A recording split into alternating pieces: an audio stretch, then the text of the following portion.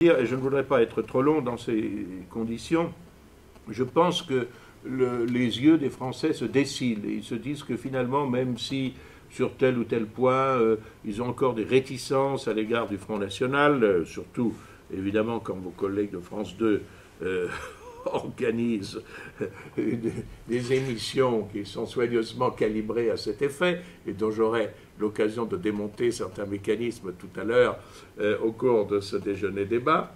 Mais même si on a encore des préventions à l'égard du Front National, on se dit que quand même dans un certain nombre de domaines, il n'avait pas tort.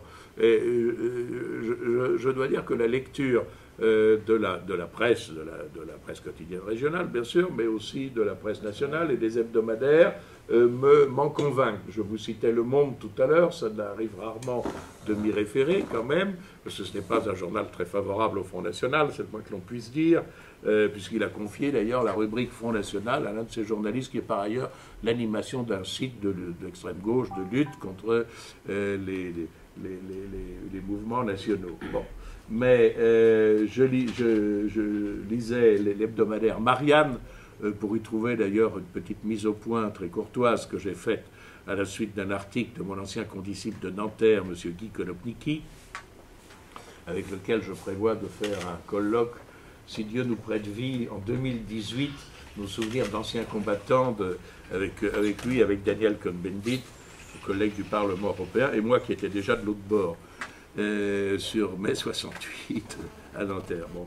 Eh bien, je vois que la une du journal de l'hebdomadaire Marianne est consacrée au tabou de l'euro, et qu'il y a là-dedans 5 ou 6 articles, notamment d'économistes, de financiers, etc., qui reprennent absolument les thèses du Front National. Mais les thèses du Front National étaient déjà celles du seul prix Nobel d'économie français, vivant aux États-Unis, parce qu'il est assez difficile d'être un intellectuel très indépendant et à l'encontre du courant dominant en France.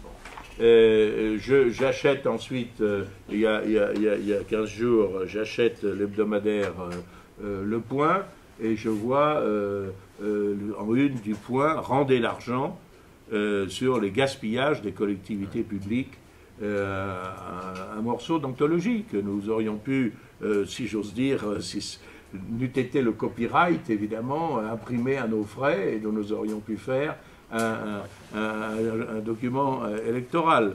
Et puis cette semaine, l'Express sur les gaspillages de vos impôts, avec en une de couverture, là encore, un billet de 500 € en train de brûler. Voilà.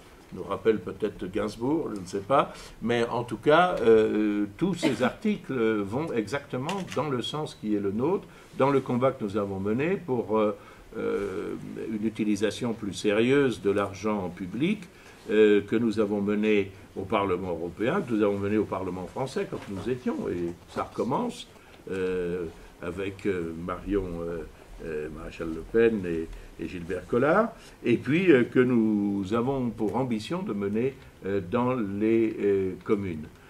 Cette élection municipale est par conséquent importante sur le plan des problèmes locaux. Vous savez qu'ils sont grands, ce n'est pas moi qui vous en parlerai, je laisserai Christian Grangis s'exprimer là-dessus, mais il tiendra à cet égard un point de presse particulier, notamment sur son programme à Privas, comme je vous l'ai dit, une ville qui a perdu au cours de la mandature actuelle 4000 habitants, hein, et qui est menacée de perdre encore des activités.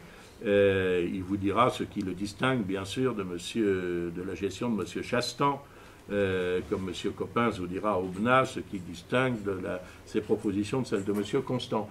Mais cette élection sera aussi l'occasion de lancer un signal très fort, au plan national, bien évidemment, parce que ceux qui prétendent que les problèmes que je viens d'évoquer, du chômage, de la destruction de notre appareil industriel, de la ruine de notre agriculture, des charges toujours plus écrasantes, de la fiscalité, etc., peuvent être résolus seulement au plan local, mentent.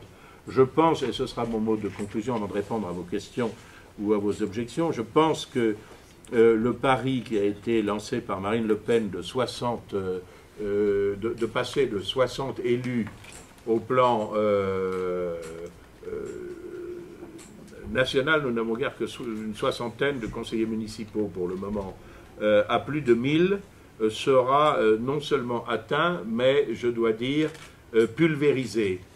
En ce sens que nous allons dépasser ce chiffre très largement, nous allons conquérir un certain nombre de mairies, lesquelles je ne sais pas. Peut-être celles où on ne s'y attend pas particulièrement, celles comme Privas qui ne sont pas forcément dans le collimateur de la presse nationale, parce que ça ne dépend pas simplement de notre score, mais ça dépend aussi, bien sûr, de la configuration politique locale, de l'émiettement des voix de nos adversaires, de la présentation de listes rivales, etc., etc. Et je crois que ça sera un coup de tonnerre qui augurera bien des prochaines élections européennes qui vont suivre, dans lesquelles il est évident qu'un nombre croissant de personnes, un peu dans tous les pays d'Europe, mais aussi en Italie, en Autriche, en Belgique, je serai mercredi opposé en débat sur la chaîne parlementaire à propos du référendum suisse à M. Guy Verhofstadt, ancien Premier ministre belge, à moins s'il est disponible, ou peut-être à Mme Trautmann, ancien maire de Strasbourg. J'attends encore de savoir qui portera la contradiction à ce sujet. Précisément, ce référendum suisse, c'est extrêmement intéressant. Je remarque quand même, j'étais quand même un peu étonné de la couverture médiatique qui a été donnée. Parce que d'habitude, quand il y a une compétition politique, qu'il s'agisse d'une élection, qu'il s'agisse d'un référendum, ou pour parler comme les Suisses d'une votation, les micros et les caméras se tendent vers le vainqueur. On leur demande d'abord s'ils sont satisfaits de leur victoire, on leur demande d'en expliquer les causes et d'expliquer les buts qu'ils poursuivaient. Et puis ensuite, éventuellement, on se tourne vers les vaincus qui, évidemment, vont dire à quel point ils sont désolés d'avoir été battus. Or, là, dans cette affaire du référendum suisse, c'était d'une façon très générale, je n'ai vu que les commentaires des vaincus.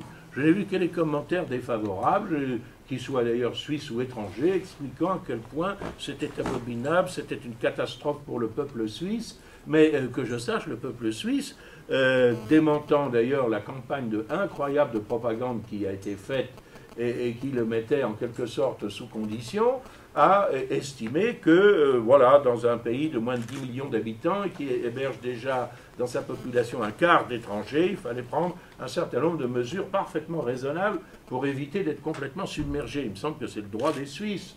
Et il n'y aura aucune des conséquences catastrophiques que l'on annonce, à moins qu'on veuille décréter qu'on a décidé d'étouffer délibérément ce pays. Il y aura une renégociation des traités, et ça ne vous empêchera pas, si vous voulez faire du ski dans le Valais, de franchir la frontière à Genève en présentant simplement votre carte d'identité. Et ça n'empêchera pas les relations économiques, les relations financières. Je sais bien que peut-être M. Cahuzac aura-t-il un peu plus de difficultés pour y déposer de l'argent, c'est possible, mais en réalité, il n'y a aucune catastrophe, des catastrophes qui se sont annoncées ne se produira. Simplement, ce que évidemment craignent les commentateurs hostiles, c'est que cet exemple ne serve à des pays qui sont membres de l'Union européenne, ce qui n'est pas le cas de la Suisse, pour dire il est peut-être temps, nous aussi, d'établir un minimum de contrôle sur notre territoire, pas seulement à l'égard de la circulation des personnes d'ailleurs, mais celle des marchandises et celle des capitaux. Parce que cette libre circulation sans frein et sans contrôle des marchandises, des capitaux et des personnes, qui est le dogme absolu à Bruxelles et à Strasbourg, eh bien, on se rend compte qu'elle n'a pas apporté que des bienfaits, et même qu'elle ne facilite pas nécessairement le décollage d'un certain nombre de pays. Je suis persuadé personnellement que le décollage des pays économiques des pays du tiers-monde, comme par exemple des pays d'Afrique, ne peut se faire qu'au prix d'un protectionnisme relatif qui permette à leurs économies de passer progressivement du stade de l'artisanat au stade de l'industrie, mais ceci nous entraînerait trop loin. National qui a fait un effort absolument remarquable et difficile, certains de vos confrères l'ont souligné, pas toujours très gentiment, mais c'est la loi du genre, de présentation de listes beaucoup plus nombreuses, mais n'est pas présent partout. Ce que je crains un petit peu, c'est que le soir des élections, on additionne les voix du Front National là où il est présent et qu'on les rapporte à l'ensemble des suffrages exprimés. Je vous signale que si on fait ça d'ailleurs pour les socialistes, pour l'UMP, etc., ça sera pareil. Beaucoup de gens, même d'ailleurs de socialistes ou d'UMP encartés, se gardent bien de se réclamer par les temps qui courent de l'investiture de leur formation politique. Et comme on les comprend. Donc je pense que nous allons avoir une poussée formidable, mais qu'elle ne sera pas absolument immédiatement perceptible dans les statistiques officielles. Et on peut compter sur M. Valls au ministère de l'Intérieur pour essayer de dissimuler le plus possible cette percée. Alors je fais appel à votre perspicacité, justement, pour que le soir des résultats, vous voyiez les résultats du Front National dans les communes où il s'est présenté et par rapport à ces... Et pas sur la masse totale. Et je crois que cette poussée n'en sera pas moins très réelle et qu'elle sera évidemment un aliment puissant pour les Européennes, parce que pour les Européennes, dans l'Union européenne, écoutez, je ne suis pas hostile à l'Europe, je suis passionné par la civilisation des peuples européens et aussi même par ceux d'autres cultures. J'ai beaucoup de plaisir à apprécier le patrimoine artistique, culinaire, etc., de l'Italie, du Portugal, de l'Autriche, que sais-je. Mais je suis en faveur de relations pacifiques entre les Européens.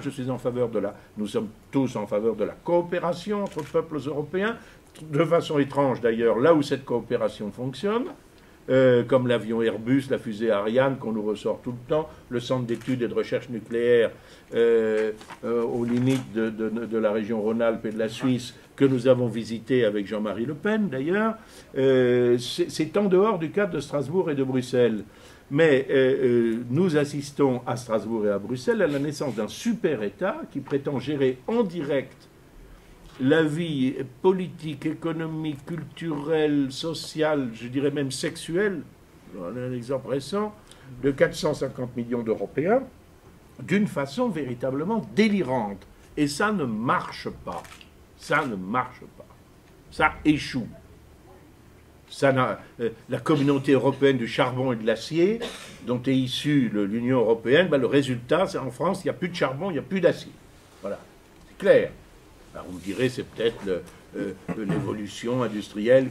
La communauté européenne de l'énergie atomique, bon, eh bien, ça ne marche pas. L'Allemagne s'est retirée de l'énergie atomique, tout en se réservant la possibilité dans le plan de Mme Merkel, c'est dit explicitement, de commander de l'électricité nucléaire aux Français.